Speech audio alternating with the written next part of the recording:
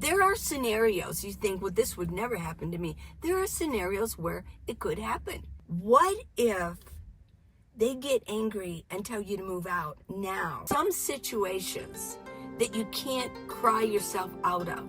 I got tired of paying rent. I mean, I'm in my car. I'm Minivan Lee, and I've lived in my minivan for 8 years.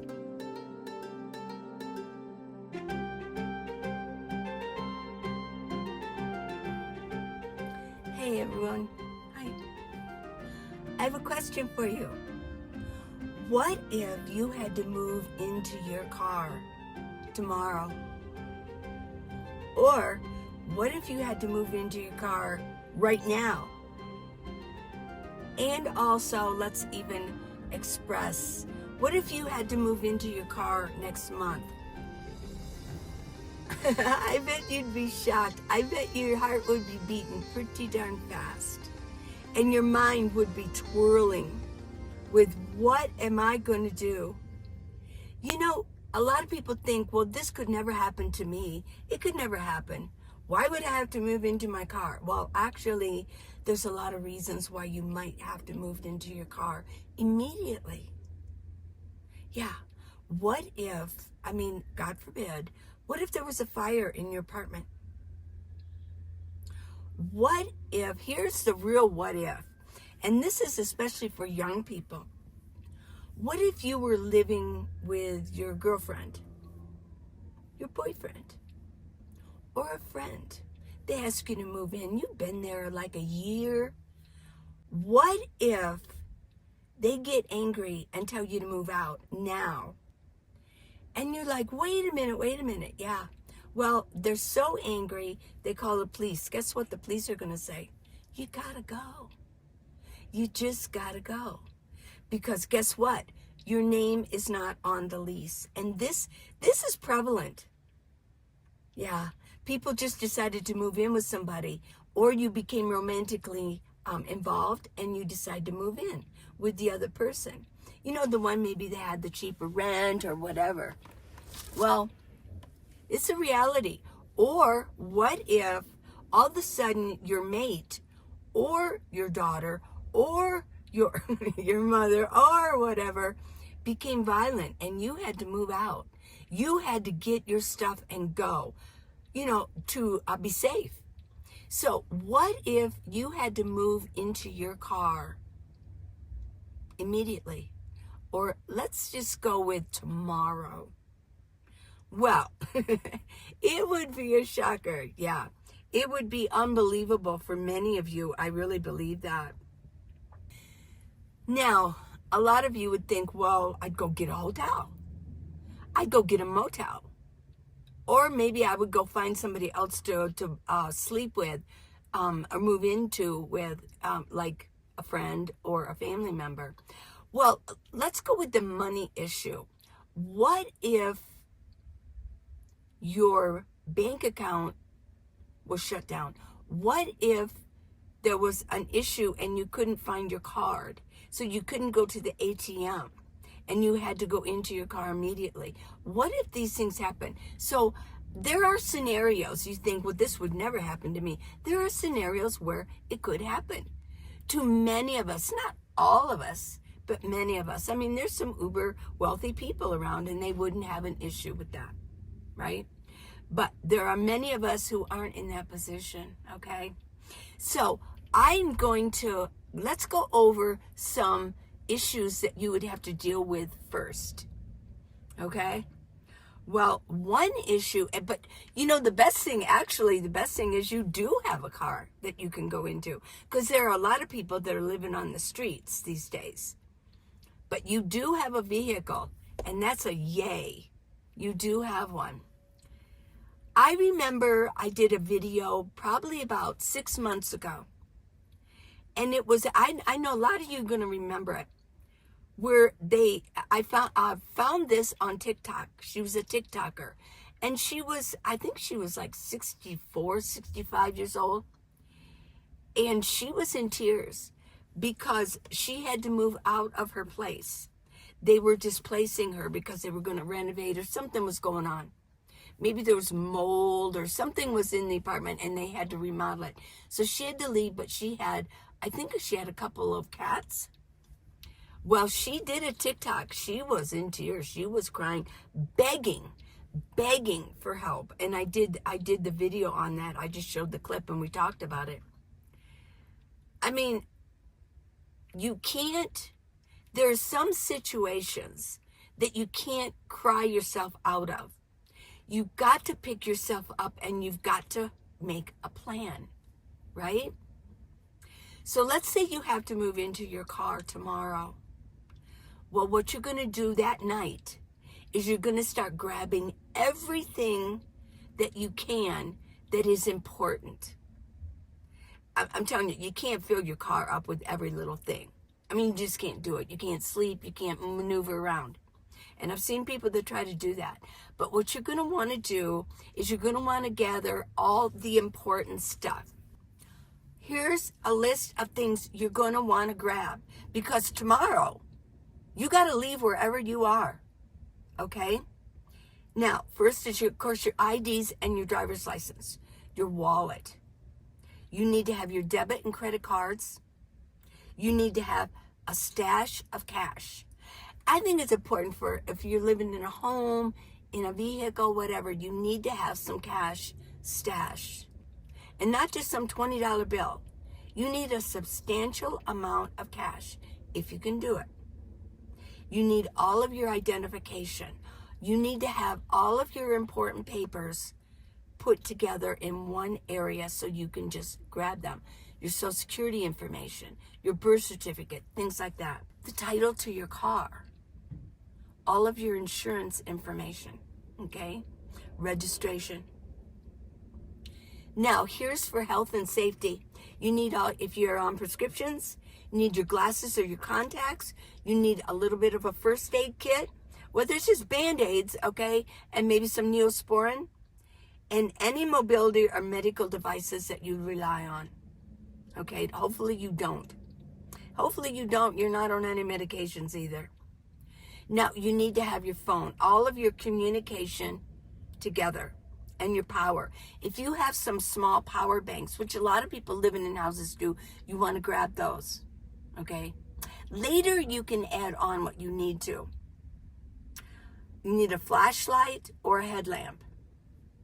Hopefully, if you're living in an apartment, even if you're young, these are things you're going to want to have for car living. Car camping. Oh, yeah. Now, you're going to need your blankets and your pillows. If you're in a house, you're going to have blankets, you're going to have pillows, maybe a couple sheets. You want to grab all of them. You're going to need all of them. And you need a hoodie.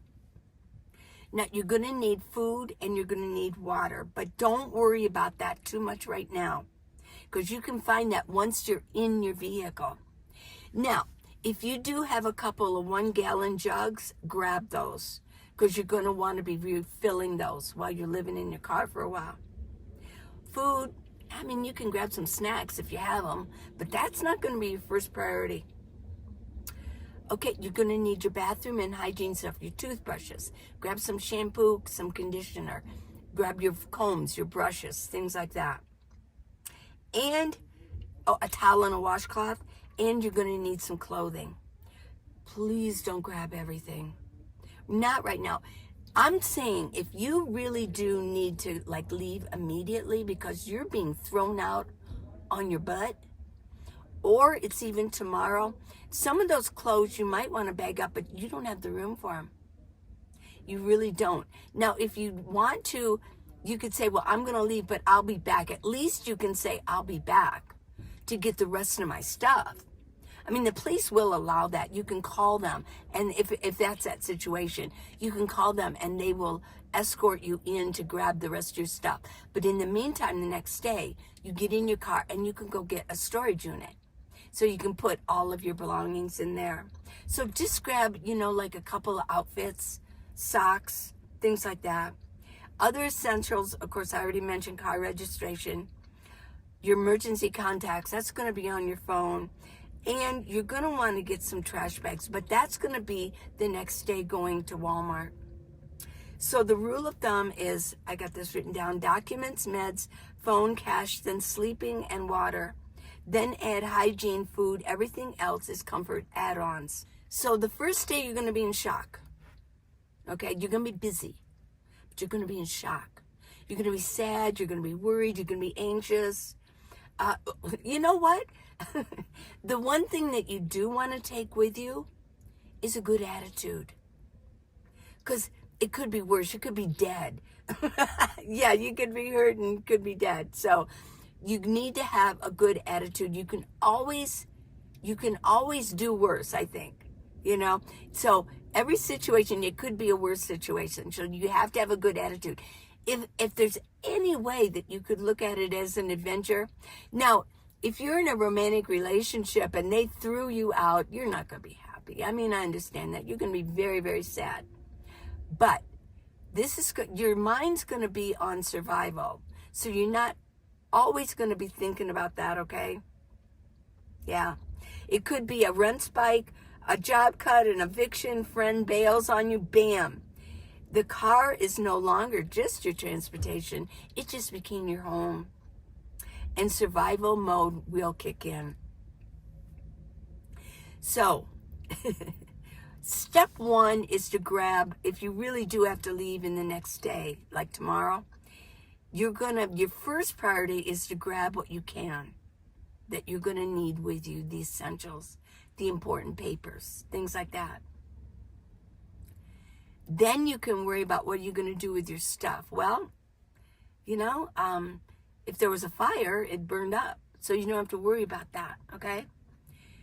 But if somebody threw you out, well, you're going to be able to go back, like I said, with the police escort and grab all your stuff. But you're going to have to have a place to put it. You have to find a storage or something. Or take it to a friend's if they've got a storage shed out back or whatever. But that's only going to be temporary. If you have to move out in a month, you're going to want to get rid of everything.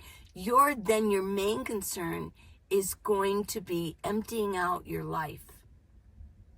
I will say that before I moved into my minivan, I did it in 1 month. I gave away what I could. It was every day there was something important going on in my life. I was planning something. I was planning when all my kids, I would opening my door every night. What do you want? Go through things. What do you want? Then I'm going through things and I'm throwing things into the dumpsters out in the alley. Oh yeah. Every day was filled with activity. Oh yeah. To do that. Keep only what fits: your ID, your meds, your phone, your charger, your blanket, your water, snacks, clothes, and cash. Right? Next, let's say you have to leave the next day. Next, you've gotten your stuff out. You're going to go. You're in your car, and you've got some cash. You've got some funds. You want to go to Walmart and pick up a few things. In the meantime, you're going to want to make a list of things and keep a paper and pad handy, because you're going to think of little things. Now, don't add on too much. You're going to be thinking of little things, right? You want a pee bottle. For girls, you want a wide mouth. They have them at Walmart. For guys, you don't need the big mouth, right? You just need something because you got a hose you can fit into, right? Right? You want some water jugs if you don't have them already. I will say most Walmarts that I found across the nation have primo water stations that you can fill up with water. You need easy food. You don't want messy food.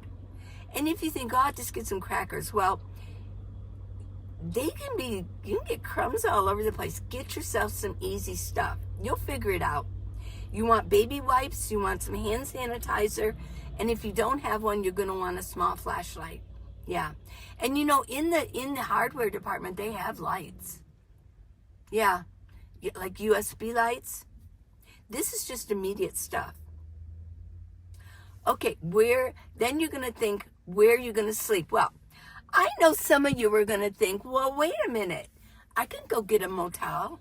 Well, really? Do you want to spend that much money? Some of you are going to say, huh, I'm not spending, I'm not going to drain my money account. I'm not going to drain my bank account by spending like 50, 60, or up to $150 a day in a motel. One night, okay, maybe. You know, you want to soak in the tub and you want to cry. You just want to, oh, yeah, what happened? But I'm telling you, you're going to want to find places to sleep in your car so you can save money. You don't want to waste all your money on hotels because there's other things you're going to want to get. You're going to want, if you think this is going to be something for the long haul, right? And let's say you did lose your job. That's one of the reasons you're being kicked out. You lost your job. Well, you're going to be wanting to get like a power station. You're going to want to get things. You don't want to drain your bank account. So where are you going to sleep? You're going to do Walmart lots and ask them if you can. Side streets. I talk about that a lot. If it's a 24-hour gym, at the gym parking lot. On BLM land, find out where there's boondocking going on. Where are you going to go to the bathroom? Well, you got gas stations, you got your pee bottle. Because even if you go to the gas station at night, you're going to want to pee. You're not going to want to keep driving, getting up, and starting your car and go to a gas station. Food. Maybe you want to get a cooler with some ice in it, but basically, you're going to want some simple foods. Yeah. You'd be surprised how many foods I used to have. I have a cooler now, but I didn't always have that. I have a 12-volt refrigerator, but I put ice in it. I didn't always have that. You'd be surprised how many foods. A lot of cheese. Cheese, you don't have to refrigerate cheese. It can handle a couple days. And get some bread, and you can make sandwiches. Condiments don't have to be refrigerated. I don't eat that way anymore, but you can eat that way. And you can also go to, I really hate to say this, but if you are hungry, go get fast food. I can't believe I said that. Yeah. I don't eat that way. But you know what I'm saying? You're going to be in survival, okay? And cash, always have your wallet with you. You're going to be living a whole different lifestyle for a while. But here's what I said, make a list of things that you don't have yet and you're thinking about them. Don't just try to remember them. You can also put them on your phone and note your little notepad thing that's in here. Or you can just have a paper and pencil, always handy. Have it somewhere where you can find it. When you think about it, it's like, I need that. I need that. What's going to happen is you're going to be adjusting. The first 72 hours, you're going to be problem solving. First of all, I really do believe that you're going to feel some freedom. You're going to be confused, but you're going to think, hey, there's going to spark. And I think it's going to happen right away. And I've heard people say that this is kind of cool. I can go wherever I want to go. Yeah. And guess what? You're going to be problem solving. You're going to be doing some major problem solving. And this is actually going to be really good for you. It really is. You're going to learn how to rotate spots if needed. But I will tell you, I'm just going to say it. A lot of people say, never sleep in the same spot twice. Really? It's not so much finding a new spot. It's finding a good spot and staying in that spot every night. So yeah, somebody was there. I don't move my spots at night. I don't care if I'm in Flagstaff or I'm in Tucson. I've got good spots. You will learn how to do it. And I'm not going to go into deep right now. And you're going to accept imperfection. It's survival, not Instagram. You're going to be shifting. Eventually the fear is going to fade and problem solving grows and grows. Your discernment is going to sharpen. You're going to be looking around who's dangerous and who's not. Is this area dangerous or is it not?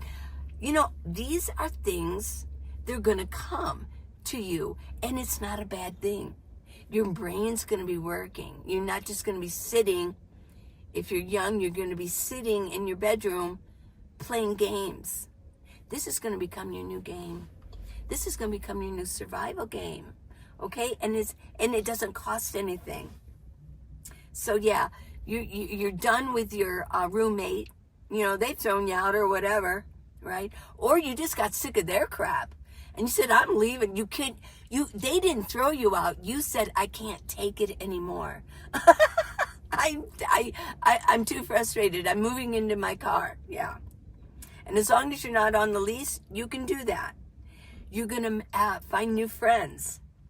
You're going to realize I can do this. Anyone can. And that's what I'm going to say. Have I made you think? Because I know that you were thinking about this while I was talking. What if you had to move into your car tomorrow? What if you had to do it? You just had to. I know you can. You can do it. You can deal with it.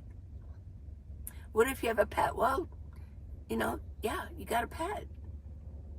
Make room for him. Now, if you have 3 or 4, you're gonna have to make some hard decisions, if you know what I mean, right? You can't take 3 or 4 dogs or 3 cats into your car.